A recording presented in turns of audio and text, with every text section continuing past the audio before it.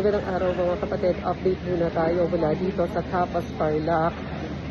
Sasaksihan ni Pangulong Bongbong Marcos ang pagsira at pagsunog doon sa mga na-recover na shabu ng mga mangingisda. Matatandaan natin na kahapon nagpunta siya sa tanggapan ng PIDEA para tingnan yung mga na-recover ng mangingisda dyan sa Zambales, Ilocos Norte, Ilocos Sur at Pangasinan.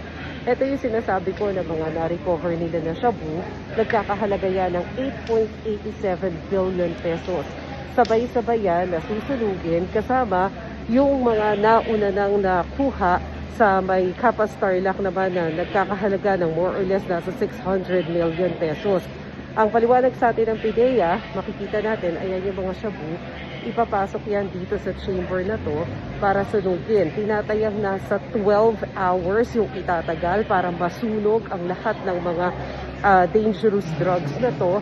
At after 12 hours, i-check ulit ng PIDEA yung mga ashes kung meron pang elemento ng mga dangerous drugs. Kung meron pa, uulitin nila yung pagsunog, ayan, dito sa chamber, hanggang sa mawala na yung elements ng dangerous drugs. So, yan yung inaantabayanan natin na mangyayari ngayon. Pero i-describe ko lang mga kapatid, napakasama ng amoy dito, napakatapang nung amoy ng chemical pagpunta pa lang natin dito sa compound. Kaya kung makikita nyo, doble-doble yung aming face mask dahil once na pumunta ka dito sa area, langhap mo agad yung tapang ng chemical at medyo mahirap huminga at nakakaiyak yung sama ng amoy.